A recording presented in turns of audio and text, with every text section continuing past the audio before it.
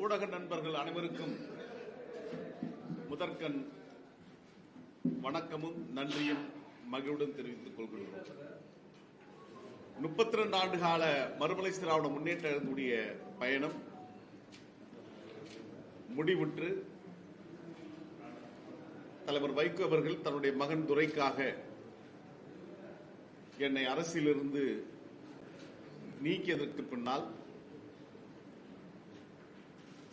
அந்த அரசியல் களத்திலிருந்து விலக முடியாமல்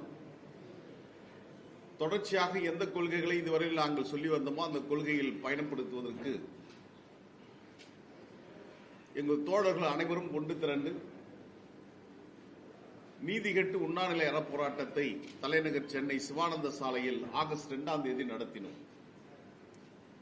20ஆம் தேதி ஆகஸ்ட் மாதம் சென்னை மண்டல செயல்பேறு கூட்டத்தை பூவிருந்தவல்லியில் நடத்தினோம். செப்டம்பர் 15 தமிழ்த்தாயின் தலைவன் பேரறிஞர் அண்ணா அவர்களுடைய 117வது பிறந்த நாளை காஞ்சிபுரத்தில் மிக எழுச்சியாக கொண்டாடினோம். அன்றே எங்களுடைய எண்ணங்களை பிரதிபலிக்கின்ற வண்ணமணி பதாகையை, ஒரு பாகம் கருப்பு 3 பாகம் சிவப்பு, அதில் 7 நட்சத்திரங்கள் பதித்த அந்த அழகிய கொடியை திராவிட இயக்கத்துடைய முதுபெரும் தலைவர், முன்னாள் சட்டப்பேரவையுடைய உறுப்பினர், தொழிற்சங்க தலைவர் ஐயா திருப்பூர் துரைசாமி அவர்கள் தலைமையில் அந்த கொடியை அறிமுகப்படுத்தினோம். அன்றே திராவிட இயக்கத்துடைய தலைவர்களுக்கு திராவிட ரத்னா விருதை நாங்கள் வழங்கினோம். அதில் தலைவர் வைகோ அவர்களுக்கும் அந்த விருதை நாங்கள் கொடுத்தோம். அவர் வரவில்லை, அவர் சார்பில் நாங்கள் பெற்றுக்கொண்டோம். அன்று ஒரு குழுவை அறிவித்தோம். நம்முடைய எதிர்கால திசைவழி பயணத்தை இயக்கமாக அல்லது ஒரு சங்கமாக அல்லது ஒரு அரசியல் கட்சியாக எப்படி நடத்துவது என்று பொடா சட்டத்தில் கைது செய்யப்பட்டு 19 மாதம் சிறையில் இருந்த மூத்த தலைவர் அண்ணன் சிவகங்கை புலவர் செவந்தியப்பனுடைய தலைமையில் அண்ணன் டிஆர்ஆர் செங்குட்டுவன், அழகு சுந்தரம், வல்லம் பஷீர், பாண்டியராஜன், இங்க இருக்கின்ற எங்களுடைய தோழர்கள் இணைந்து 15 பேர் கொண்ட குழுவை அமைத்து அந்த குழு வருகின்ற 20ஆம் தேதி 109 ஆண்டுகளுக்கு முன்னால் 20/11/1916 ஆண்டு பிராமணர் அல்லாதோர் இயக்கம் தென்னிந்திய நல உரிமை சங்கம் சர்பிட்டி தியாகராயர், TM நாயர், நடேசனார் துவக்கிய அந்த நாளில் நவம்பர் 20ஆம் தேதி, இன்னும் அடுத்த 3 நாள் இடைவெளியில் சென்னை அடையாறில் இருக்கின்ற முத்தமிழ் பேரவையில் என்ன இயக்கமா அல்லது அமைப்பா சங்கமா என்பதை பெயரோடு அறிவிக்க இருக்கிறார்கள். அதை திராவிட இயக்கத்துடைய மூத்த முன்னோடி ஐயா தொழிற்சங்க தலைவர் திருப்பூர் துரைசாமி அவர்கள் நாட்டு மக்களுக்கு அறிவிக்க இருக்கிறார். அது குறித்த அழைப்புதலை அச்சு ஊடகம் மற்றும் காட்சி ஊடகத்திற்கு கொடுப்பதற்காகத்தான் இன்று இந்த சந்திப்பை நாங்கள் ஏற்பாடு செய்திருக்கிறோம். அந்த வகையில் நீங்கள் அனைவரும் எளிவர் எங்களுடைய அழைப்பை ஏற்று வருகை தந்து சிறப்பித்தமைக்காக எங்கள் அனைவரின் சார்பில் உங்களுக்கு நன்றியை கூறிக்கொள்ள கடமைப்பட்டிருக்கின்றோம்.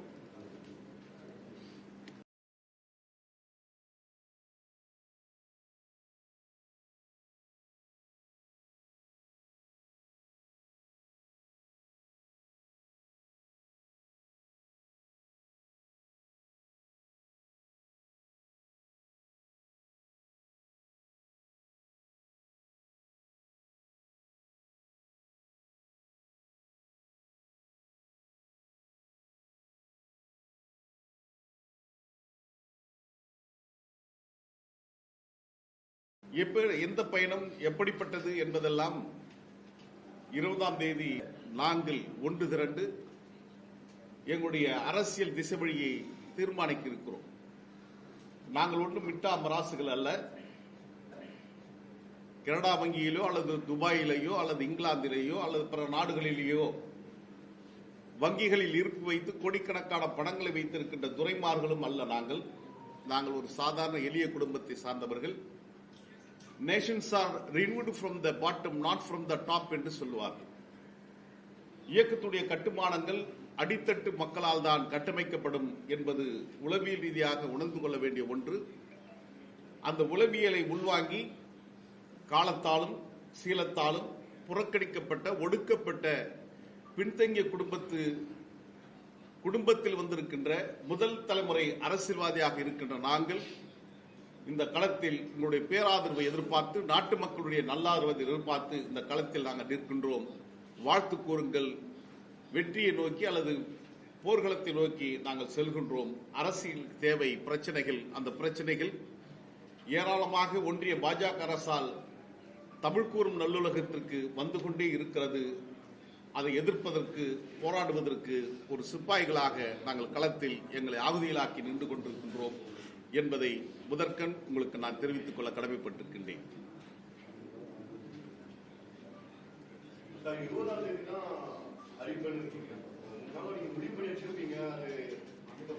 இல்ல, எனக்கு தெரியவே தெரியாது. என்ன பேரை தேர்வு பண்ணியிருக்காங்க நிச்சயமாக எனக்கு தெரியாது. அது குழுவுடைய தலைவர் அண்ணன் செவந்தியப்பன் அவருடைய தலைமையிலான 15 பேர் கொண்ட குழுதான் இயக்கத்துடைய மூத்த முன்னோடியாக இருக்கின்ற ஐயா திருப்பூர் துரைசாமியிடம் அதை வழங்குவார்கள். அவர்தான் அன்றைக்கு எனக்கும் நாட்டு மக்களுக்கும் எங்களுக்கும் தெரிவிப்பார். அரசியல் கட்சியா இல்ல அமைப்பா, ஒரு இயக்கமா, இல்ல எந்த மாதிரியான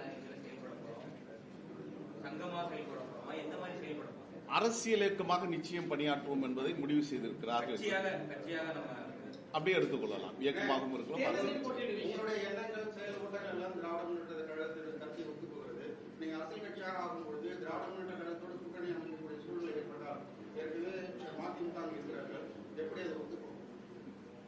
இது திராவிட இயக்கத்துடைய நெடிய பாரம்பரியம் தான் நாங்கள் பின்பற்றப் போவது. நான் சொன்னதை போல் 1916 தோற்றுவிக்கப்பட்ட அந்த தென்னிந்திய நலவுரிமை சங்கம் தான் நீதி கட்சியாக மாறியது. அதனுடைய நீட்சி தான் 1944 திராவிட கழகமாக, 1949 பேரறிஞர் அண்ணாவுடைய தலைமையில் திராவிட முன்னேற்ற கழகமாக, 1972 புரட்சித் தலைவர் பொன்மனச்செம்மல் எம்ஜிஆர் அவர்கள் தோற்றுவித்த அனைத்து இந்திய அண்ணா திராவிட முன்னேற்ற கழகம், 1994 தலைவர் வைகோ அவர்கள் தோற்றுவித்த மறுமலர்ச்சி திராவிட முன்னேற்ற கழகம். இன்றைக்கு நாங்கள் தொண்டர்களுக்கு தோற்றுவிக்கப் போகின்ற புதிய இயக்கம் திராவிட இயக்கத்தின் கருத்தியலை உறுதியாக இதயத்தில் பதித்து மேற்கொண்டு அதில் வெற்றியை நோக்கி நகர்கின்ற களத்தில் நாங்கள் நிற்போம். எப்படி சாய்த்தாலும் மேல் நோக்கியே எரிகின்ற தீபம் போன்று திராவிட இயக்க கருத்திலிருந்து சிறிதும் பின்வாங்காமல் அதில் நாங்கள் உறுதியாக இருக்க உறுதி கொண்டிருக்கின்றோம். கூட்டணி குறித்தெல்லாம் இப்பொழுது நாங்கள் சிந்திக்கவில்லை. எதிர்காலத்தில் அப்படி ஒரு வாய்ப்புகள் வறுமையானால் நிச்சயம் களம் காண நாங்கள் காத்திருக்கிறோம். காரணம், ஏறக்குறைய 32 ஆண்டு கால அரசியல் பொது வாழ்வில் ஈடுபட்டிருக்கின்ற எங்களுக்கும் அந்த விருப்பங்கள் இல்லாமல் இல்லை. ஆக சட்டமன்றத்திற்கோ நாடாளுமன்றத்திற்கோ எந்த வாய்ப்பு கிடைத்தாலும் அந்த வாய்ப்பை மறுதளிக்கின்ற இடத்தில் நாங்கள் இல்லை.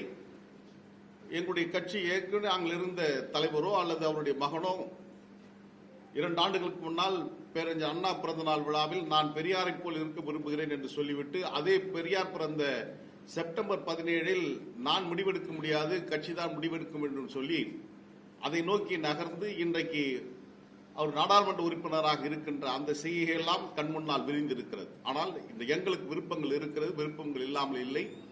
அப்படி ஒரு வாய்ப்பு கிடைக்குமானால் நிச்சயம் கலந்தாடுவோம். அவர்களை பற்றி அவர்கள் ஒரு இயக்கம் தொடங்கி நடத்தி கொண்டிருக்கிறார்கள். நாங்கள் எங்களுடைய பயணத்தில் நாங்கள் உறுதியாக செல்வோம்.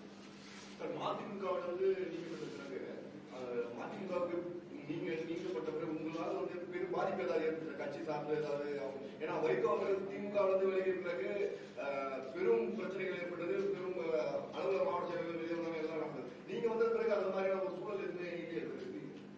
நாங்கள் திரண்டிருக்கிற எல்லாருமே மதிமுக இருந்தவர்கள் தான். என் பின்னால் அறிந்திருக்கின்ற அத்தனை 1000 பேரும் மதிமுக இருந்து வந்தவர்கள், புதியவர்களும் வந்து கொண்டிருக்கின்றார்கள். நாங்கள் யார் என்பது கால ஓட்டத்தில் தான் காலம் தீர்மானிக்கும். அதை நிச்சயம் நாடு பார்க்கும்.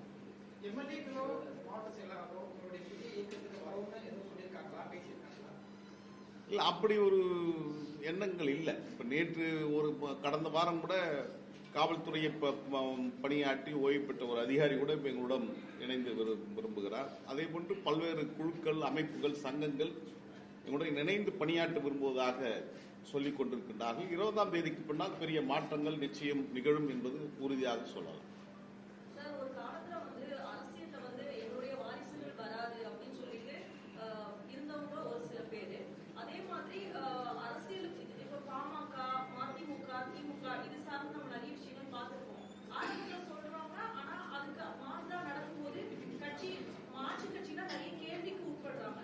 இப்ப நீங்க புதுசா துவங்கப்படுற இயக்கத்துல இந்த மாதிரி நீங்க என்ன கேரண்டி கொடுக்க முடியும்? அப்படி இருக்குமா? வாரிசு அரசியல் இருக்கிறதுக்கு வாய்ப்பு இருக்குதா? இல்லன்னா இல்லன்னு உறுதிப்பட சொல்ல முடியுமா? மதிமுகவுடைய தலைமை அலுவலகத்திற்கு பேசுவதற்கு சக்தி இருக்குமேயானால் தலைவர் வைகோ அவர்கள் அந்த தாயகத்தில் அமர்ந்து கொண்டு 1000 முறை ஓங்கி ஓங்கி அந்த மேசை அடித்து சத்தியமாக என் குடும்பமோ என் மகனோ அரசியலுக்கு வரமாட்டார்கள் என்று அடித்த சத்தியங்கள் இன்னும் உயிர்ப்போடு இருக்கும் என்று நான் நம்புகிறேன்.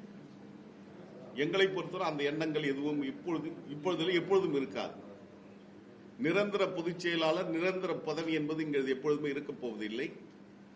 தோழர்கள் ஒன்றிணைந்து இத்தனை முறைதான் ஒருவர் இந்த பொறுப்பில் நீடிக்க முடியும் என்ற முடிவோடு தான் நாங்கள் களத்தில் வருகிறோம். எனவே அதை சார்ந்து சட்டத்திட்டங்கள் உருவாக்குகின்ற ஒரு குழுவும் 20ஆம் தேதி அமைக்க இருக்கிறோம். இது ஒரு ஜனநாயக பூர்வமான அமைப்பாக இருக்கும். நிச்சயம் மதிமுக எப்படி சர்வதிகார போக்கில் திசை மாறியதோ அதை போன்று அல்லாமல் நாங்கள் ஒரு ஜனநாயக பூர்வமான பண்பு நிலை உள்வாங்கிதான் எங்களுடைய அமைப்பை நிச்சயம் உருவாக்கும். அதில் வெற்றியும் பெறுவோம். எதிர்காலம் இது குறித்து பேசும்.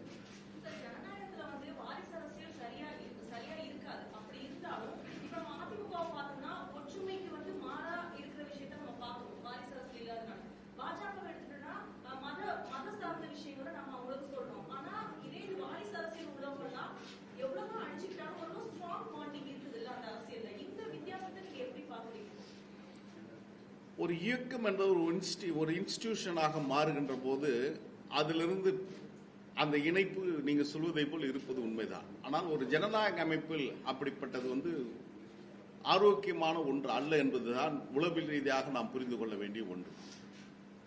நீங்கள் சொன்னதை போன்று பாரதிய ஜனதா கட்சி மதவாத சிந்தனை கொண்டவர்கள் என்று நீங்கள் சொல்லுகின்றீர்கள். மதவாதம் ஜனநாயகத்துக்கு எதிரானது. அது ஒரு பொதுவான கருத்தாக இருக்கிறது. பொதுவான கருத்தாக இருந்தாலும் மதவாதம் என்பது ஜனநாயகத்துக்கு விரோதமானது. காரணம், அங்கே ஏற்றத்தாழ்வுகள் இருக்கிறது, சாதிய வேறுபாடுகள் இருக்கிறது, மதல் மோதல்களை உருவாக்குகின்ற இயக்கமாக இருக்கிறது. ஜனநாயகம் அப்படி அல்ல. அனைவரும் சமமாக பார்க்கின்ற ஒரு கூறில் நாங்கள் இருக்கின்றோம். இங்கே ஆண்டான் அடிமைத்தனம் கிடையாது, சாதி மத வேறுபாடுகள் கிடையாது. இப்படிப்பட்ட நிலைமையில் ஜனநாயகம் தான் சரியான பாதையை நோக்கி செல்லும். எனவே அந்த ஜனநாயக பாதையை தேர்வு செய்கின்றதாகத்தான் நாங்கள் எப்பொழுதுமே உறுதியாக நிற்கின்றோம். சட்டமன்ற தேர்தலில் உங்களுக்காக தொகுதியை வாங்கி கொடுத்தார்.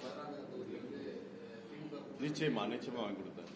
சத்யா போட்டியிடுறதுக்காக வாய்ப்பெல்லாம் கொடுத்தாரு. 14 நீங்க நாடாளுமன்ற தேர்தல் போட்டி பல முறை தேர்தலில் வாய்ப்பு கொடுத்திருக்காரு. உங்களுக்குள்ள பெருசல் எங்க சார் வருது? இது மாதிரி சத்யா சட்டமன்றத்துக்கு போது நான் விருப்பப்பட்டேன் அப்படின்னா சொல்லியிருக்காரு பல முறை. 32 ஆண்டு கால என்னுடைய அறம் சார்ந்த அரசியலில் 28 ஆண்டு காலம் ஒரு நெடிய அரசியல் பயணத்தை தலைவர் வைகோ அவர்கள் எனக்கு கொடுத்திருக்கிறார். அதை நாங்கள் நன்றியோடு எப்பொழுதுமே நினைவு கூறுவோம். என்னுடைய அரசியல் என்பது, என்னுடைய முகவரி என்பது தலைவர் வைகோ என்பதை நான் இப்பொழுதும் சொல்வேன், எப்பொழுதும் சொல்வேன். எப்பொழுது அவருடைய மகனை அரசியல் கொண்டு வந்தாரோ அப்பொழுது குடும்பத்துடைய நெருக்கடி ஏற்பட்டதின் காரணமாக என்னை அலட்சியப்படுத்துவது, அவமானப்படுத்துவது, விலக்கி வைப்பது என்று தொடர்ச்சியாக நடந்து கொண்டு வந்தது.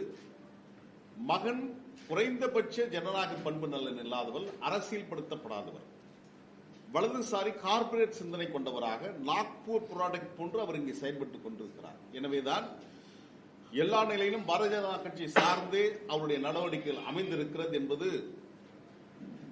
அனைவரும் பார்த்த ஒன்றாகத்தான் இருக்கிறது. எனவே 4 ஆண்டுகளாக அவருடைய நெருக்கடியின் காரணமாக தலைவர் வைகோ அவர்கள் இந்த நிலைமைக்கு தள்ளப்பட்டிருக்கலாம் என்று நான் கருதுகிறேன். குறைந்தபட்சம் நான் லண்டனில் இருந்து அங்கே சென்று லண்டன் பாராளுமன்றம் என்று சொன்னால் அந்த முழுமையான அவை அல்ல, மக்களவையோ அல்லது பிரபுக்கள் அவையிலோ அல்ல, அது ஒரு சிறப்பு அவையில் நான் பேசுகிறேன்.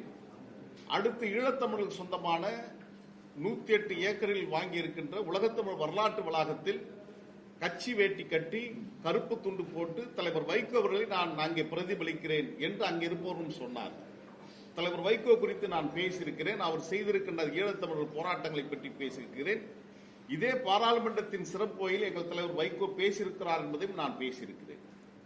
இப்படி நான் பேசிவிட்டு வருகின்ற போது பொதுக்குழு நடக்கிறது ஈரோட்டில். ஆனால் இதுவரையும் இல்லாத ஒரு முன்மாதிரியாக முதலாக தலைவர் வைகோ மட்டுமே பேசி அந்த பொதுக்குழுவில் நிறைவு செய்கிறார்கள் என்று சொன்னால், ஒரு இயக்கம் ஜனநாயக பண்பிலிருந்து அது ஒரு சர்வதிகார பாசிச திசையை நோக்கி செல்கிறது என்பதுதான் நான் உள்வாங்கிய ஒன்றாக இருக்கிறது. எப்பொழுது தலைவர் வைகோ அவர்கள் ஜூலை மாதம் 9ஆம் தேதி என்னை ஒரு கொடும் பழியை, யாரும் சொல்லிவிடவே முடியாது, அப்பேற்பட்ட ஒரு கொடும் பழியை என் மீது சுமத்தினார், துரோகி என்று சொன்னார். துரோகி என்று சொன்னவுடன் நான் ஊடகத்திடம் நான் உடைந்து சிதறி அழுதேன், கண்ணீர் விட்டு அழுதேன். ஏன் என்று சொன்னால் 3 முறை அவருடைய உயிரை நான் பாதுகாத்தவன். எப்பொழுதுமே விசுவாசமாக கட்சி தலைவர், அதை கடந்து நான் எப்பொழுதும் சிந்தித்தவன் அல்ல. எங்கு சென்றாலும் அவரை முன்னிலைப்படுத்தி தான் பேசி வந்திருக்கிறேன். அப்பொழுது நான் உடைந்து சிதறினேன். அதற்கு பின்னாலும் தலைவர் வைகோ அவர்களும் அவருடைய மகன் துரை அவர்களும் தொடர்ந்து என்னை விமர்சிக்கின்ற போக்கை மேற்கொண்ட காரணத்தினால் என் தரப்பு நியாயத்தை நாட்டு மக்களிடம் வைக்க வேண்டும் என்பதற்காகத்தான் நான் மௌனம் கலைகிறேன் என்று 5 நாள் கழித்து மௌனம் கலைந்து என்னுடைய நிலையை நான் விளக்கினேன். ஆக இந்த பிணக்குக்கு காரணம் தலைவர் வைகோவுடைய குடும்ப அரசியல், எதிர்ப்பு அரசியலை விலக்கி வைத்துவிட்டு குடும்பத்தை உள்ளே நுழைத்து மகனுக்கு முதன்மை செயலாளர், நாடாளுமன்ற உறுப்பினர் என்ற பதவிகளை கொடுத்து அழகு பார்த்ததன் காரணமாக அவர் வருவதை நாங்கள் வரவேற்றவன் நான். அவர் வர வேண்டும் என்று முதலாக அந்த மௌனத்தை கலைத்தவன் நான் தான். ஆனால் இருந்த போதும் அவர் எங்களை அரவணைத்து செல்கின்ற போக்கு இல்லாமல் அந்த ஜனநாயக பண்போ அல்லது அரசியல்படுத்தப்படாதோ இருந்த காரணத்தினால் அவர் எங்களை நிராகரிக்க வேண்டிய சூழலுக்கு தள்ளப்பட்டார். எப்பொழுது தலைவர் வைகோ அவர்களை தன் மகனுக்காக என்னை துரோகி மாத்தையாவோடு ஒப்பிட்டு சொன்னாரோ, தலைவர் பிரபாகரனுக்கு எப்படி மாத்தையா துரோகம் செய்தாரோ என்று சொன்னதற்கு பின்னால் தான் ஈழத்தமிழுடைய பிரதிநிதியாக நான் ஜெனீவா மனித உரிமை ஆணையத்துக்கு சென்று அந்த மக்களின் பிரதிநிதியாக நான் உரையாற்றினேன் என்று சொன்னால், அவர் யாருக்காக அந்த வார்த்தையை சொன்னாரோ அதை அவர்களே நிராகரித்திருக்கிறார்கள், ஏற்றுக்கொள்ளவில்லை என்பதுதான் பொருளாக இருக்கிறது. எனவே இந்த 4 ஆண்டு கால மகனுடைய வருகையின் காரணமாகத்தான் இவ்வளவு பிணக்கம் ஏற்பட்டிருக்கிறது. இந்த நிலைமைக்கு நாங்கள் காரணம் அல்ல, தலைவர் வைகோவும் அவருடைய மகனும் தான் காரணம் என்பதை நான் உங்கள் மூலமாக சொல்லிக்கொள்ள கடமைப்பட்டிருக்கிறேன். சார், குறிப்பா அரசியல் இயக்கம் தொடங்குறேன்னு நிறைய கட்சி ஒரு இயக்கமாகி அதுக்கப்புறம் அரசியல் வருவாங்க, இல்ல சங்கம் அமைத்து வருவாங்க. அரசியல் இயக்கம் முதலிலே தொடங்குறதுக்கான காரணம் ஏற்கனவே அரசியல் கட்சி சார்ந்த இயக்கம் 32 ஆண்டு காலம் நாங்கள் ஒரு அரசியல் இயக்கத்தில் இருந்திருக்கிறோம். அந்த கட்சியிலிருந்து நாங்கள் விலக்கப்பட்ட உடனேயே நானும் என்னை சார்ந்த தோழரும் எங்களுடைய முதல் தேர்வாகவே தாய்க்களமாகத்தான் இருந்தது. அங்கு சேர வேண்டும் பல பேர் விரும்பினாங்க. ஆனால் அங்க இப்பொழுது இருக்கின்ற அந்த ஜனநாயக கட்டமைப்பில் அந்த தேர்தல் கூட்டணியில் சில பிரச்சனைகள் வந்துவிடக் கூடாது, அது மதவாத சக்திகளுக்கு சாதகமாக போய்விடும் என்கின்ற காரணத்தினால்தான் நாங்கள் விலகி நிற்க வேண்டிய சூழலுக்கு தள்ளப்பட்டிருக்கிறோம். எனவே நாங்கள் தனியாக நின்று தனித்து சக்தி இழந்து போவதை காட்டிலும் எங்கள் தோழரும் இணைந்து அதே கொள்கையை உயர்த்தி சொல்வதற்கு ஒரு இயக்கமாக செயல்பட வேண்டும் என்பதுதான் கடந்த 4 மாதங்களாக அந்த நெடிய பயணம். அடுத்ததாக அந்த நெடிய பயணத்தில் 150 ஆண்டுகால நெடிய பயணத்தில் எங்களை அதே பயணத்தில் முன்னெடுத்து செல்வதற்காகத்தான் அது ஒரு அரசியல் இயக்கமாக 20ஆம் தேதி நாங்கள் அறிவிக்க இருக்கிறோம்.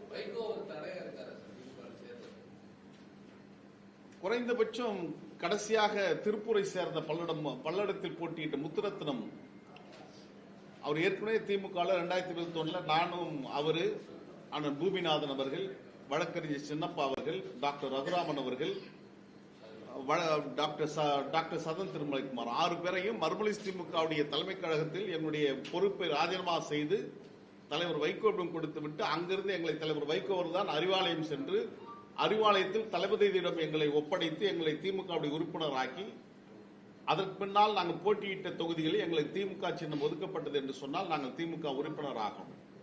4 பேர் இன்றைக்கும் திமுகவுடைய சட்டமன்ற உறுப்பினர் தான். சகோதரர் திருப்பூர் முத்துரத்தினம் அவர் மீண்டும் தன்னுடைய உறுப்பினர் கார்டை புதுப்பிக்கவில்லை, நான் புதுப்பித்துக் கொண்டேன். எனவேதான் என்னுடைய உறுப்பினர் கார்டை என்னை நீக்குகின்ற போது 1994 இருந்து அந்த இணைப்பு துண்டிக்கப்பட்டு திரும்ப 2022 துவங்குகிறது என்றுதான், அதில் 2022 தான் உறுப்பினர் கார்டை போட்டிருப்பாங்க. அப்போ அவர் சென்று சேர்ந்ததற்கு கடுமையான எதிர்ப்புகள், கடுமையான பதிவுகளை அந்த தோழர்கள் போட்ட காரணத்தால் ஒரு எச்சரிக்கை மணி அடிக்கப்பட்டிருக்கிறது. அது கூட்டணி தர்மத்திற்கு எதிராக போகும் என்ற நிலைமையை நாங்கள் உளவியலாக புரிந்திருக்கிறோம். எங்களால் திமுக கூட்டணிக்கு, மாண்புமிகு தமிழ்நாடு முதலமைச்சர் அண்ணன் தலைவர் தளபதி அவருடைய தலைமையிலான கூட்டணிக்கு எந்த விதத்திலும் பிணக்கு ஏற்பட்டுவிடக் கூடாது என்கின்ற அந்த எண்ணத்தின் அடிப்படையில் தான் நாங்கள் ஒரு இயக்கமாக இணைந்து செயல்படுவதற்கு உறுதியாக இருக்கிறோம்.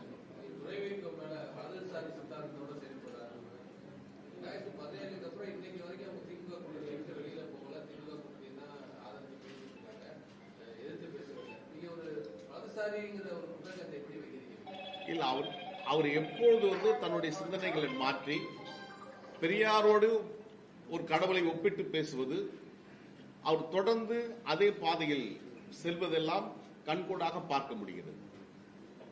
அவர் பாஜகவுடன் சேரப்போகிறார் என்பதை நான் சொல்லவில்லை. முதலாக மத்திய அமைச்சர் எல் முருகன் அவர்களும் பாஜகவுடைய சட்டமன்ற உறுப்பினர், பாஜகவுடைய தலைவராக இருக்கின்ற நயினா நாகேந்திரன் அவர்களும் தான் முதலாக இதை ஊடகத்தின் மூலமாக அறிவித்தார்கள். அடல் பிகாரி வாஜ்பாய் தலைமையிலான கூட்டணியில் அங்கம் பெற்ற திமுகவில் இடம்பெற்றிருக்கின்ற ஒரு கட்சி இப்பொழுது உங்களிடம் இணையப் போகிறது என்று சொன்னார். அப்படி என்று சொன்னால் அந்த ஒரே கட்சி மதிமுக மட்டும்தான். துரைக்கு மத்திய அமைச்சராக வேண்டும் என்ற ஒரு எண்ணம் இருந்தது. அது குறைந்தபட்சம் இப்பொழுது பீகாரில் ராம்விலாஸ் பாஸ்வானுடைய மகன் சிராஜ் பாஸ்வான் அவர் வகித்திருந்த மத்திய அமைச்சர் ஃபெர்டிலைசர் மினிஸ்ட்ரியை அவர் கொடுப்பதாக இருந்ததாகவும், அது குறித்த கடைசியாக நான் பங்கேற்ற நிர்வாக கூட்டத்தில் கூட இது குறித்து புலங்காகிதம் அடைந்து துரை பேசினார். எனக்கு மத்திய அமைச்சர் பதவி வரப்போகிறது என்று பத்திரிகையில் ஊடகத்தில் செய்தி வந்தவுடன் இதுவரையில் என்னை தொடர்பு கொள்ளாதவர்களாம் தொடர்பு கொண்டார்கள் என்று அவர் மகிழ்ச்சி பெருக்கோடு சொன்னதெல்லாம் நாடறிந்த ஒன்று. அவருடைய மனசாட்சியாக இருக்கின்ற சேலம் மாவட்டத்தை சேர்ந்த மகேந்திரவர்மன் என்ற மாவட்ட செயலாளர் கடைசியாக ஒரு ஊடகத்திற்கு தந்த பேட்டியில் கூட அவர் நீதிமன்றத்தில் உறுதியேற்பதை போன்று சத்தியமாக உறுதியேற்கிறோம், நாங்கள் பிஜேபியுடன் கூட்டணி சேருவோம் என்று துரையுடைய மனசாட்சி மகேந்திரவர்மன் சொல்லியிருக்கிறார் என்று சொன்னால், ஒரு மாவட்ட செயலாளர் மூலமாக சொல்லி அதை வெளி உலகத்தில் ஒரு அரசியல் நகர்வுகளை மேற்கொள்கிறார்கள். கடைசியாக நடைபெற்ற மதிமுகவுடைய நிர்வாக கூட்டத்தில் கூட மாவட்ட செயலாளர்கள் திமுக கூட்டணியை மறுபரிசீலனை செய்ய வேண்டும் என்று கருத்தோடுதான் உள்ளே வந்ததாகவும், யாரையும் பேசவிடாமல், இதை அறிந்த முன்கூட்டியே யூகித்த தலைவர் வைகோ அவர்கள் யாரையும் பேசவிடாமல் தான் மட்டுமே பேசி அந்த கூட்டத்தை நிறைவு செய்ததாகவும் தகவல் வந்து கொண்டிருக்கிறார். எனவே மகனை பொறுத்தவரையிலும் அவர் பாஜகவுடன் இணைந்து செயல்பட வேண்டும் என்ற விருப்பம் சார்ந்து இருக்கிறார் என்பதை மறுக்க முடியாது.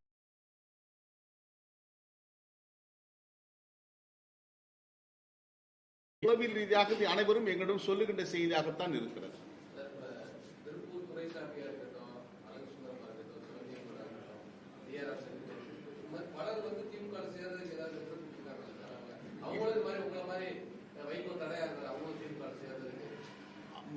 ஐயா திருப்பூர் துரைசாமியை பொறுத்தவரையிலும் அவர் அரசியல் பொது வாழ்க்கையிலிருந்து விலகிறேன்னு அறிவிச்சிட்டார். ஏன்னா அவரோட வயது தொண்டு வயது மூப்பின் காரணமாக இனி ஒரு இயக்கத்தில் இருந்து பணியாற்ற முடியாது என்ற சூழல் இருக்கிறார்கள். நீங்க சொன்ன மற்றவர்களுக்கும் அரசியல் அபிலாஷைகள் நிச்சயமாக இருக்கிறது. ஒரு இயக்கத்தில், அது குறிப்பாக தாய் கழகத்தில் இணைந்து பணியாற்ற வேண்டும் என்ற விருப்பம் அவர்களுக்கு இருந்திருக்கு என்பதை மறுப்பதற்கு இல்லை. அதை யார் தடை விதித்தார்கள் என்பது அவர்கள் தான் சொல்ல வேண்டும். ஆனால் நிச்சயம் தடை இருக்கிறது.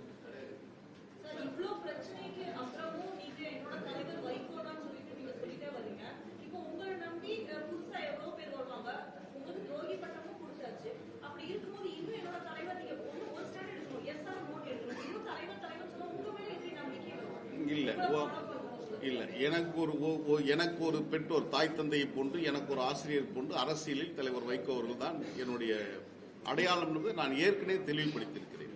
நான் இல்லை என்று சொல்வதற்காக அவர் எனக்கு தலைவராக இல்லாமல் போயிட முடியாது. அவர் என்னை துரோகி அல்லது என்று சொன்னதற்கு பின்னால் நான் அவருடைய தொண்டன் இல்லை என்பதை யாரும் மறுத்துவிட முடியாது. இன்றைக்கு நான் சமூக விதியில் பொதுவெளியில் நான் போகிறேன் என்று சொன்னால் என்னை பார்த்தவுடன் தலைவர் வைகோ அவர்களை கடுமையான சொற்களால் திட்டுகிறார்கள், ஏசுகிறார்கள் என்று சொன்னால் நான் எப்பேற்பட்ட படிமத்தை உள்வாங்கியிருக்கிறேன் என்பது உளவில் ரீதியாக புரிந்து கொள்ளலாம். ஆக தலைவர் வைகோ அவர்கள் கடந்த பேட்டியில் கூட நீங்க பத்திரிகையாளர் கேட்டிருக்காங்க, இந்த மாதிரி மல்லை சத்யா 20ஆம் தேதி புதிய கட்சி துவங்க போறாரு போது ஐ டோன்ட் கேர் அப்படின்னு சொல்லி இருக்கிறார். ஐ டோன்ட் கேர் அப்படின்னாரு. I am not his son to care for me. அவருடைய மகனாக தான் நிச்சயம் கவலைப்பட்டிருப்பார், கேர் பண்ணியிருப்பார். But we do care for him, we do care for his health, we do care for his political legacy. அவருக்காக நாங்கள் வருத்தப்படுகிறோம். அவர் இன்னும் நல்லாக இருக்கணும், 100 ஆண்டுகள் வாழ வேண்டும் என்று விரும்புகின்றவர் நாங்கள். எங்களுக்கு அந்த தலைவன் மீது குறைபாடுகள் இருந்தாலும் அவரை விலக்கி வைக்க முடியாதவர்கள் தான் எங்களில் வாழ்ந்து கொண்டிருக்கிறார்.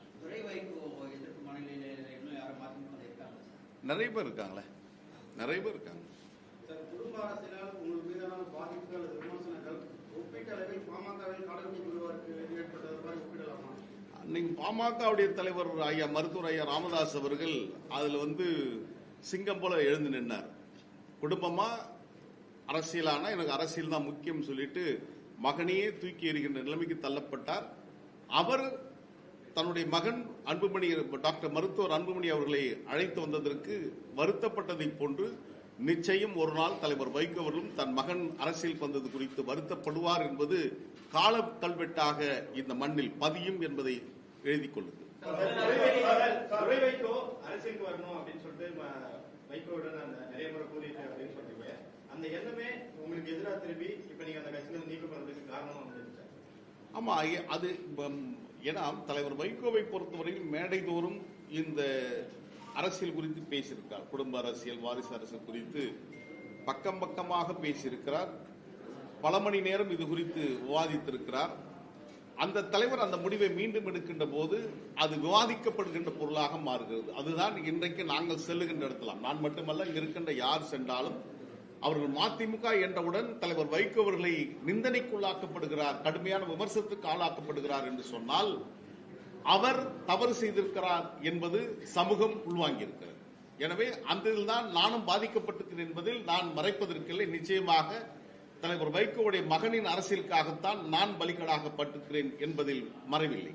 மதிமுக வாரிசு அரசியல் ஆரோக்கியம் இல்லாமல் இருக்கு அப்படின்னு சொன்னா திமுக வாரிசு அரசுக்கு திமுக ஆரோக்கியமற்ற முறையில் இல்ல, திராவிட முன்னேற்ற கழகம் அனைவரையும் அரவணைத்து செல்கிறார். அந்த கட்சியுடைய மூத்த முதுபெரும் தலைவராக இருக்கின்ற ஐயா அண்ணன் துரைமுருகன் அவர்களாகட்டும் அல்லது அங்க இருக்கின்ற மூத்த தலைவர்கள் அனைவரையும் அரவணைத்து செல்கின்ற பாங்கை அங்கே நாங்கள் காண்கின்றோம். இங்கு அது ஒரே ஒரு துளி கூட இங்கு இல்லை என்பது நிதர்சனமான உண்மை. அப்படி அரவணைத்து செல்கின்ற பாங்கு துரைக்கு இருக்குமேயானால் நான் அவருக்கு வணக்கம் பண்ணணும் வேணும்னு கூட நினைப்பேன். ஆனால் என்னை பார்க்காமல் அவருடைய முகத்தை திருப்பின்னு ஓடுவார். அவர் ஒரு அரசியல் படுத்தப்படாத ஜனநாயக பண்பு சிறிது கூட இல்லாத ஒரு மனிதராக தலைவர் வைகோ உருவாக்கி இருக்கிறார் என்பது கவலைக்குரிய ஒன்றுதான். எங்களை ஜனநாயகப்படுத்திய தலைவர் வைகோ அவர்கள், எங்களை அரசியல்படுத்திய தலைவர் வைகோ அவர்கள் தன் மகனுக்கு அதை போதிக்கவில்லை என்பது கவலைக்குரிய ஒன்று, துரதிருஷ்டத்திற்கு ஒன்று. அது நாங்கள் மட்டுமல்ல, ஒட்டுமொத்த தமிழ்நாட்டு அரசியல் தலைவர்களே அதை ஊர்ந்து பார்த்து கொண்டுதான் இருக்கிறார்கள். அரசியல் இயக்கத்தால் மதிமுக நிறுத்தி போகுமா? உங்கள் அரசியல் இயக்கத்தை, ஏன்னா மதிமுக நிறைய பேர் துரை வைகோக்கான எதிர்நிலைப்பாட்டில் இருக்காங்கன்னு சொல்றீங்க. தொடர்ந்து துரை வைகோ மதிமுக தான் இயங்க போறாரு. ஏன்னா எஸ்கே தொடர்ந்து அவர் பொறுப்புகள் இருக்கும்போது துரை வைகோ தொடர்ந்து மதிமுக தான் இயங்க போறாரு. அவருக்கு எதிரான மனநிலை மதிமுக இருக்கிறதுனாலும் நீங்க ஒரு புதிய இயக்கம் தொடங்குவதனாலும் மதிமுக நிறுத்து போகுமா? நான் அப்படி நினைக்கல. ஏன்னா ஒரு இயக்கம் என்பது மென்மேக்கம் பட் அவள் கோவான் ஃபாரவர் என்று சொல்கின்ற வற்றாத ஜீவநதியை போன்று அந்த இயக்கம் நடைபோட்டுக் கொண்டிருக்கும். ஆனால் துரை என்ன பண்ணுவாருன்னா, நான் அந்த எம்பி பதவி முடிஞ்ச உடனே அல்லது அப்பா காலத்துக்கு பின்னால நான் கனடால போய் செட்டில் ஆயிடுவேன் அப்படின்னு எல்லார்டையும் பேசிட்டு வர்றாரு. எனவே அவர் ஒருவேளை அரசியல் இல்லாமல் போகலாம், ஆனால் அந்த இயக்கம் இருக்கும் என்பதை நான் உறுதியாக நம்புகிறேன். வாய்ப்பு கிடைத்தால் நிச்சயம் பரிசீலனை செய்வோம். சார், உங்களுக்கு ஃபண்ட் எப்படி சார்? ஏன்னா ஒரு அரசியல் நடத்தணும்னா ஃபண்ட்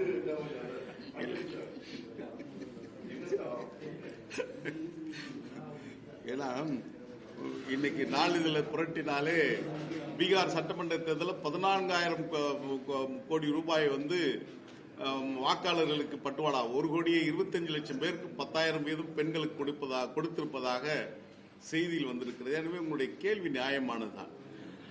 இது கார்ப்பரேட் அரசியல், மாற்றம் இல்லை. இந்த கார்ப்பரேட் அரசியலில் நீங்கள் தேர்தல் அரசியல் அல்லது மிகப்பெரிய விஷயங்கள் நடத்துவதற்கு தேவை. செப்டம்பர் 15 நாங்கள் காஞ்சிபுரத்தில் வளையாபதி அவர்கள் ஏற்பாடு செய்த அண்ணா பிறந்தநாள் விழாவை காலை 9 மணிக்கு துவங்கி இரவு 10:15 மணி வரை நாங்கள் நடத்தினோம். அதே வேளையில் துரை மகன் திமுக திருச்சியில் ஒரு மாநாட்டை பெரிய அளவில் கூட்டங்களை அழைத்து இத்தனை மணி நேரத்துக்கு அவங்களுக்கு விலை பேசி அழைத்து வந்த காரணமாகத்தான் தலைவர் வைகோ உரையாற்றி கொண்டிருக்கின்ற போதே அந்த கூட்டம் கலைந்து சென்றதை நம்மால் காண முடிகிறது. ஒரு மாநாடு என்று சொன்னால் அந்த மாநாட்டுக்கான செய்தி என்னவென்று சொல்ல வேண்டும். கரூரில் தலைவர் வைகோ ஒரு பிரகடனப்படுத்தினார், மார்ச் ஃபார்வர்ட் கேப்சர் பவர் என்று சொன்னார். ஒவ்வொரு மாநாட்டுக்கும் ஒரு செய்திகள் உண்டு. ஆனால் கடைசியாக நடைபெற்ற மகன் திமுக மாநாட்டுடைய அறைகூவல் பைத்தியகாரா இது மட்டும்தான் அவங்களுடைய அறைகூவலாக இருந்தது. இதுதான் ஜனநாயகப்படுத்தப்படாத அரசியல்படுத்தப்படாத துறையுடைய அரசியல் நடவடிக்கை என்பதை அத்தனை ஆயிரம் பேரை கூட்டி அத்தனை கோடி ரூபாய் செலவு செய்து அவர் பயன்படுத்திய அந்த சொல்லாடல் பைத்தியகாரா நான் வீழ்வேன் என்று நினைத்தாயோ என்று அவர் கேட்ட கேள்வி. இந்த கேள்வியை நான் கேட்டேன், என்னுடைய புத்தகத்தில் கூட எழுதியிருக்கிறேன். அது குறித்து நான் தான் கேட்டேன். எனக்கு கட்சி விட்டு நீக்கிய அன்று எல்லோருக்கும் நாங்கள் இனிப்பு கொடுத்து கொண்டாடினோம். காஞ்சிபுரத்தில் நாங்கள் இடம் பார்க்க செல்லுகின்ற போது இந்த செய்தி வந்தவுடன் எல்லோருக்கும் இனிப்பு கொடுத்து கொண்டாடினோம். வரவேற்பு பலமாக இருந்தது. மாமல்லபுரம் வருகின்ற போதும் செங்கல்பட்டு வருகின்ற போதும் பெரிய வரவேற்பு எங்களுடைய தோழர்கள் கொடுத்த காரணத்தினால் நான் தலைப்பிட்டிருந்தேன், நான் வீழ்வேன் என்று நினைத்தாயோ. இது ஆதிக்கத்துக்கு எதிரான முண்டாசு கவிஞர் முறுக்கு மீசை புலவன் பாரதி எடுத்த அறைகூவல். ஒரு இன்ஸ்டிடியூஷன் ஒரு ஆதிக்கத்துக்கு எதிராக தனி மனிதனுடைய அறைகூவல். அந்த தனி மனிதன் அறைகூவலாகத்தான் நான் அதை எழுதினேன். அதை அவர் தவறாக புரிந்து கொண்டு நான் வீழ்வேன் என்று நினைத்தாயோ என்று அவர் கத்தி கதறி அவர் பைத்தியகாரா என்று சொல்லி முடித்தது யாரும் ஏற்றுக்கொள்ளவில்லை என்பதுதான் பொருளாக இருக்கிறது. எனவே நாங்கள் எளிமையாக அதே செய்தியை உலகத்திற்கு சொல்லி இருக்கிறோம். அண்ணா பிறந்தநாள் விழாவை பல செய்திகளை நாட்டுக்கு சொல்லி இருக்கிறோம். அவர்கள் சொன்ன செய்தி இதுதான். இந்த கார்ப்பரேட்டுடைய முடிவுகள் இப்படிதான் இருக்கும். கொள்கைவாதியுடைய முடிவுகள் என்பது ஜனநாயகப்படுத்தப்பட்டதாக இருக்கும். 2004 அதிமுக 4 இடங்கள்ல நாடாளுமன்ற தேர்தல் வெற்றி பெற்றது. 6ல கூட்டணி மாறினாங்க, 11ல தேர்தலை புறக்கணிச்சாங்க. இப்ப சின்னத்தை இழந்திருக்காங்க. இது மாதிரி தேர்தல் கூட்டணியில வைகோ ஒரு சரியான முடிவு எடுக்கல, குழம்பிய நிலையில அந்த நேரங்களில் மாற்றி முடிவு எடுத்தாருதான் காரணமா அதிமுக வீழ்ச்சிக்கு காரணம்? அது நீங்களே எழுதிய செய்தி தான். சரியான நேரத்தில் தவறான முடிவெடுப்பவர் தலைவர் வைகோ என்பது நீங்க சொன்னதுதான் பொதுவெளியில, தொலைக்காட்சியில, பத்திரிகையில வந்த செய்திகள். எனவே 1998 அனைத்து இந்திய அண்ணா திராவிட முன்னேற்ற கழகம் தான் மறுமலர்ச்சி திமுக ஒரு அங்கீகாரத்தை, நாடாளுமன்றத்திற்கான வாசலை திறந்து விட்டது எது என்று கேட்டால் அதிமுக தான். ஆனால் அந்த அதிமுகவுடன் கூட்டணி வைத்து 3 நாடாளுமன்ற உறுப்பினர்கள் பெற்ற மதிமுக கூட்டணி தர்மத்தை மீறி அப்பொழுது வாஜ்பாய் அரசுக்கு தார்மீக ஆதரவை தந்தது. அது அதிமுகவுக்கு கோபத்தை வெளிப்படுத்தியது. எங்களுடன் கலந்து ஆலோசிக்காமல் எங்கள் தந்த ஆதரவு தவறு என்று சொன்னார். அதற்கு பின்பாகத்தான் இங்கே தலைநகர் சென்னையில் அண்ணா பிறந்தநாள் விழா மாநாட்டை தமிழக எழுச்சி மாநாடாக தலைவர் வைகோ அவர்கள் நடத்தி சேதுக்கால் கால்வாய் திட்டத்தை அறிவிக்க சொல்லி அடல் பிஹாரி வாஜ்பாய் இங்கு அறிவித்தார். அதற்கு பின்னால் ஆட்சி மாற்றம் நிகழ்கிறது. அந்த கூட்டணியில் பாஜகவுடன் மதிமுக இருக்கிறது, அதில் திராவிட முன்னேற்ற கழகம் வருகிறது. அந்த கூட்டணியோடு நீடிக்கிறோம். ஆக அப்பொழுதும் நாடாளுமன்ற தேர்தலில் போட்டியிட்டு வெற்றி பெறுகிறோம். இதற்கு பின்பாக தேர்தலில் நிலைப்பாடுகள் மாறுகிறது. கொடா சட்டத்தில் அம்மையார் ஜெயலலிதா அவர்கள் தலைவர் வைகோ அவர்களை கைது செய்து வைக்கிறார்கள். இப்பொழுது 2024 ஆண்டு நாடாளுமன்ற தேர்தலில் போட்டியிட்டு 4 தொகுதிகளை பெற்று வெற்றி பெறுகிறோம். அடுத்த 2 ஆண்டுகளில் 2006 ஆண்டு, அப்பொழுது 99 ஆண்டுக்கு பின்னாலேயே 2001 ஆண்டு நடைபெற்ற சட்டமன்ற பொதுத் தேர்தலில் 22 தொகுதியில் கையெழுத்து போட்டு அறிவாலயத்திற்கு சென்று நாங்கள் எல்லாம் சென்று கையெழுத்து போட்டு விட்டு வந்தோம். ஆனால் வந்த ஓரிரவில் நிகழ்கின்ற மாற்றத்தின் பெயர் தான் அரசியல் என்பதை மெய்ப்பிக்கின்ற விதத்தில் தலைவர் வைகோ அவர்கள் காலையில் நான் கூட்டணி இல்லை என்று விலகுகிறேன் என்று கூட்டணியில் கையெழுத்து போட்டுவிட்டு வந்து விலகினார் என்பது செய்தி. அதற்கு பின்பாக போட்டியிடாமல் தனித்து போட்டியிட்டோம். 217 பேர் போட்டியிட்டு 21 தொகுதி பாஜக போட்டியிட்ட 21 தொகுதி தவிர்த்து மீதி 213 தொகுதிகளில் மறுமலர்ச்சி திமுக களம் கண்டு அத்தனை பேரும் தோற்றோம். அதற்கு பின்பாக 2000 கொடா சட்டத்தில் கைது. அப்புறம் 2006 ஆண்டில் 2004 வெற்றி பெற்ற நாங்கள் 2006 மீண்டும் அதிமுகவுடன் கூட்டணி போகிறார்கள், பதில் இல்லை. என்ன நடந்தது என்பது தெரியாது. அதற்கு பின்னாலும் கூட்டணி நீடித்தார்களா என்றால் இல்லை. அதற்கு பின்னாலும் 35 தொகுதிகளை பெற்று 6 வெற்றி பெற்றோம். அதற்கு பின்னாலும் நீட்சி ஏற்படுகிறது. மீண்டும் மக்கள் நல கூட்டணி. இப்படி அணிகளை மாறி மாறி வந்த காரணத்தினால் இயக்கம் பலவீனப்பட்டு வந்த முக்கியமான தலைவர்கள் விலகி போகின்ற சூழல் ஏற்பட்டது என்பதில் மறுப்பதற்கில்லை. எனவே நீங்கள் சொன்னதை போன்று அந்த சரியான நேரத்தில் தவறான முடிவெடுக்கின்ற தலைவராக, உணர்ச்சிகளுக்கு அடிமைப்பட்ட தலைவராக இருந்தார் என்பதை மறுப்பதற்கில்லை. ஜனவரி மாதம் மதுவுக்கு எதிராக நடைபயணம் மேற்கொள்ள போறார் வைகோ அவர்கள். இந்த விஷயத்தை பத்தி உங்களுடைய கருத்து என்ன? என்னை பொறுத்தவரையிலும் தலைவர் வைகோ அவர்களுடன் பல கட்ட நடைபயணங்கள் நாங்கள் நடந்திருக்கிறோம். தலைவர் வைகோ அவர்கள் சிறையில் அடைப்பட்டு, புடா சட்டத்தில் அடைப்பட்டு 19 மாதம் 1.25 வருடம் 570 நாட்கள் புடா சிறையில் கைது செய்யப்பட்டு இருந்த காலகட்டத்தில் தமிழ்நாட்டின் வீதிகளில் திருச்சி துவங்கி வேலூர் வரையிலும் 17 நாட்கள், அதே போன்று எட்டயபுரம் துவங்கி மதுரை வரையிலும் 9 நாட்கள் என்று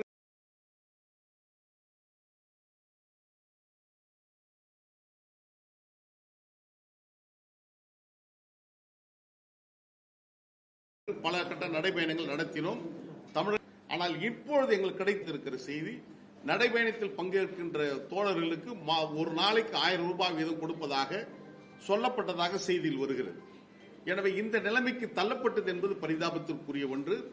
இத்தனை நாட்கள் திமுக ஆட்சி அமைந்து ஏறக்குறைய 4.5 ஆண்டுகள் நிறைவு செய்து ஒரு சிறந்த ஆட்சி நடத்தி கொண்டிருக்கின்ற போது இவ்வளவு நாள் பேசாத தலைவர் வைகோ அவர்கள் இப்பொழுது மதுவுக்கு எதிராக பேசுகிறார் என்று சொன்னால் திமுக ஆட்சிக்கு எதிராக இந்த நடைபயணத்தை மேற்கொள்கிறார் என்கின்ற ஒரு தோரணம் நிச்சயமாக உருவாகும். பத்திரிகைகள் இது குறித்து விவாதிக்கும்.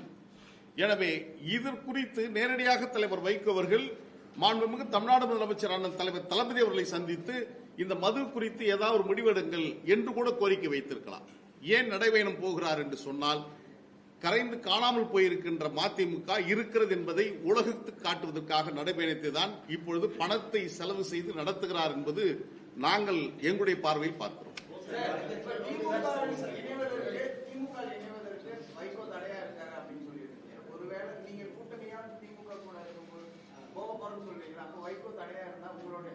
இல்ல, அவங்க திமுக ஏற்கனவே நீங்க பாத்தீங்கன்னா திமுகவிலிருந்து வெளியே வந்ததுதான் மதிமுக.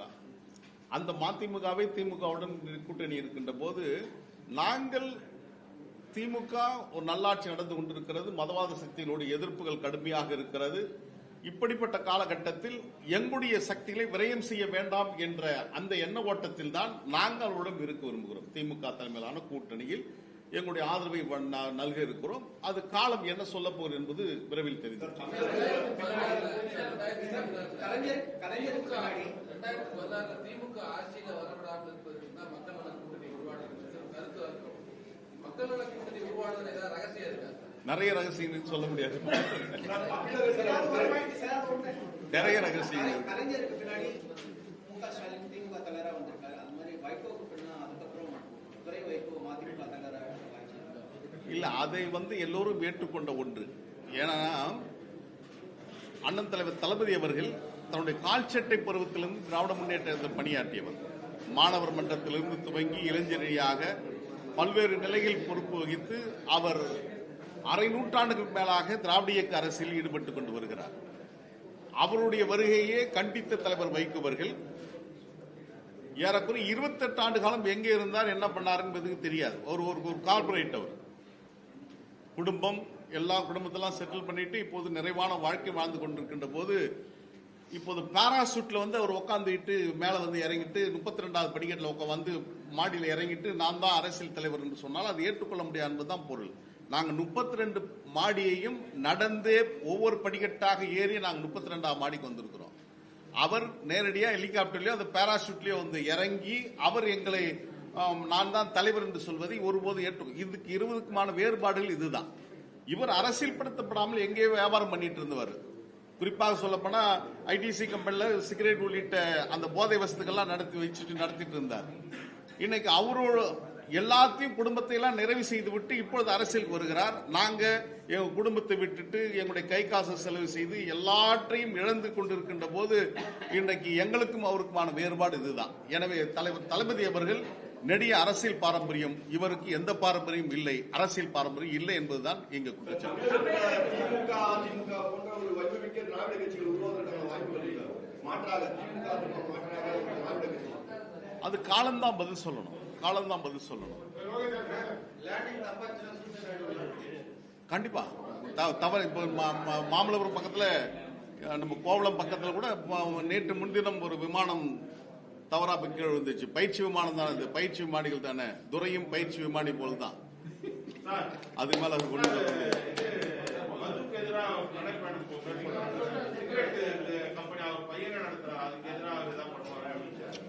அது இப்போ அவர் என்ன சொல்றாருன்னா, நாங்க அந்த கம்பெனியை நாங்க கொடுத்துட்டோம் அப்படின்னாரு. அவங்க உறவினர் தான் நடத்துறாங்க.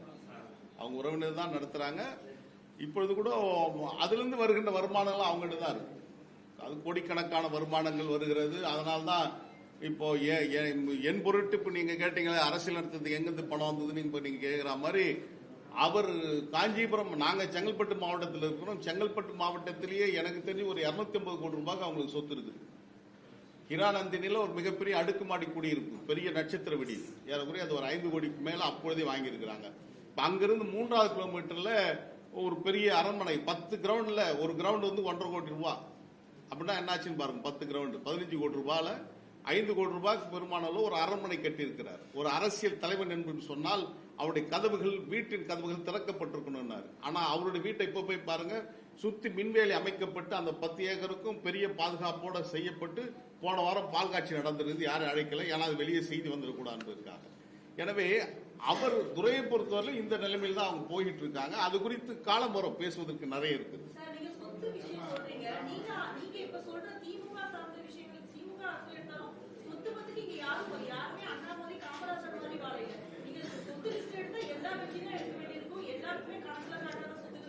அண்ணாமலை ரஃபேல் வாட்ச் கட்டி இருக்காருமா, 5 லட்சம் பெருமானம் அந்த வாட்ச் கட்டிட்டு இருக்காங்களே. நீங்க அண்ணாமலை ஒப்புறீங்களே? இல்ல, எங்களை ஒரு ஒப்பு விட்டு இருந்தாலும் நான் அதை சொல்றேன். ஏன் சார்?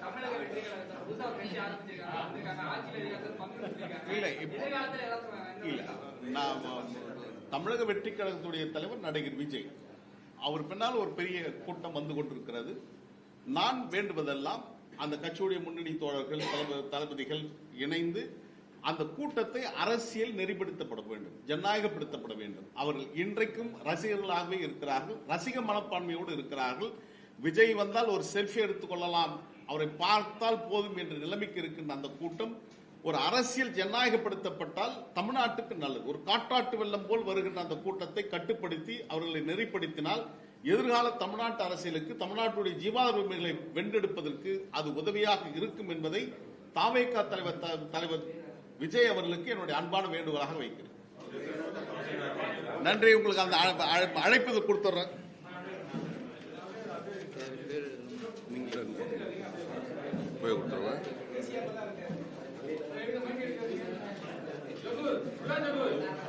தம்பி அதெல்லாம் கொடுத்துறியா? சொல்லுங்க. இந்த புக்ஸ் எல்லாம் கொடுத்துறோம்.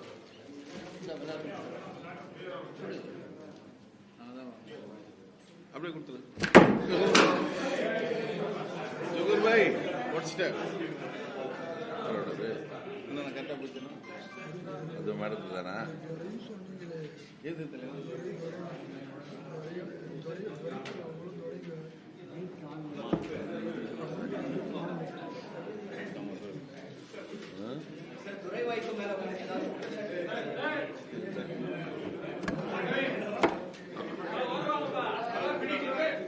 நிறைய பேருக்கு சொல்லுவோம். நன்றி நன்றி. வாங்க. அஸ்ஸலாமு அலைக்கும்.